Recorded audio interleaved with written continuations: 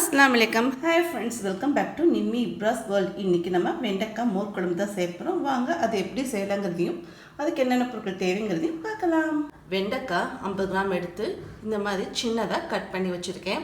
தயிர் 150 ml தயிர், 1 table spoon அளவு துவரம் பருப்பு அலசி தண்ணியில் ஊற வச்சு எடுத்திருக்கேன்.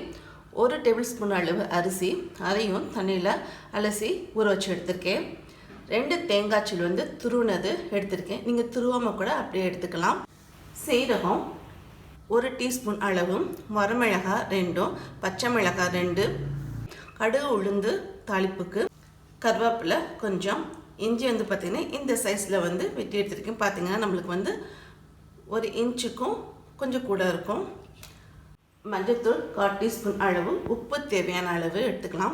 இப்போ இதை வச்சு தான் இன்றைக்கி நான் மோர் குழம்பு சேர்ப்பேன். மோர் குழம்பு செய்கிறதுக்கு ஃபஸ்ட்டு சில பொருட்களாக அரைச்சிக்கணும். அது என்னென்னு பார்க்கலாம். மிக்ஸி ஜாரில் ஃபஸ்ட்டு ஊற வச்ச துவரம் பருப்பு இதோட நான் சேர்த்துக்கிறேன்.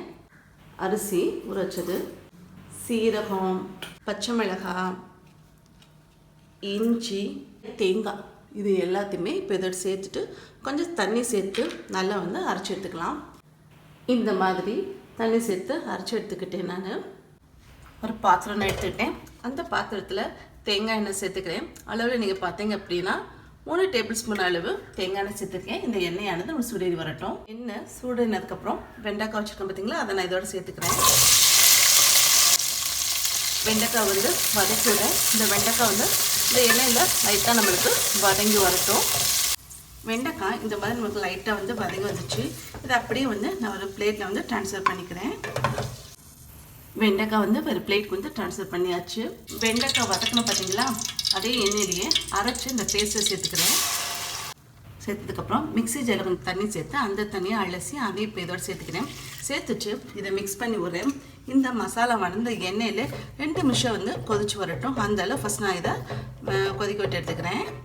இந்த மாதிரி மசாலா நம்ம சேர்த்து லைட்டாக நுரத்தை கட்டி கொதிச்சு வரும்போது நம்ம வச்சுருக்க வெண்டைக்காய் இதோட சேர்த்துடலாம்.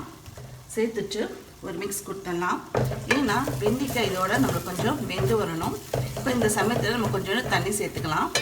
ஏன்னா வெண்டைக்காய் வேகணும்ல, அதுக்காக ரொம்ப தண்ணி சேர்க்க வேண்டாம். இந்த கப்பில் 3/4 கப் அளவில் நீங்கள் பார்த்தீங்க அப்படின்னா 100 ml இருக்கும். அந்த அளவு தண்ணி சேர்த்துட்டேன். தண்ணி சேர்த்து நல்லா மிக்ஸ் பண்ணி விட்றேன். மிக்ஸ் பண்ணதுக்கப்புறம் இது கொஞ்சம் நேரம் இந்த வெண்டைக்காய் இந்த மசாலையில் வெந்து வரட்டும். வெண்டைக்காய் வெந்து வரக்குள்ளேயும் நம்ம தயிர் ரெடி பண்ணிக்கலாம். மச்சிக்க தயிரில் உப்பு தேவையான அளவு சேர்த்துக்கங்க, மஞ்சத்தூள் இது சேர்த்துச்சு. தயிர் நம்மளுக்கு கெட்டியாக இருக்கனால தண்ணி உங்களுக்கு தேவையான அளவு நீங்கள் சேர்த்துக்கங்க. நான் பார்த்தீங்க அப்படின்னா 110 அளவு தண்ணி சேர்த்துருக்கேன். 110 ml தண்ணி சேர்த்துருக்கேன். தண்ணி சேர்த்துச்சு இதை நல்லா மிக்ஸ் பண்ணி விட போகிறேன்.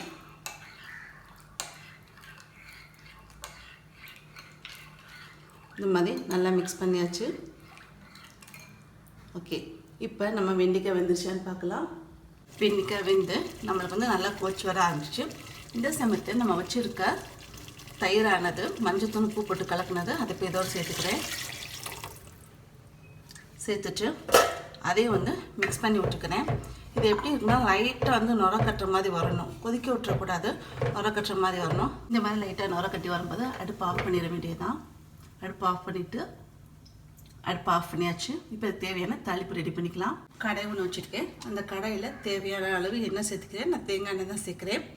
அளவில் நீங்கள் பார்த்தீங்க அப்படின்னா 1 டேபிள் ஸ்பூன் அளவுலேருந்து 1.5 டேபிள் ஸ்பூன் அளவு எண்ணெய் சேர்த்துருக்கேன். இன்னும் சூடேறுமே கடுகு உளுந்து இதோட நான் சேர்த்துக்கிறேன். கடுகு உளுந்து பொரிஞ்சதுமே வரமிளகாய், கருவேப்பிலை அதை இதோட சேர்த்துக்கிறேன்.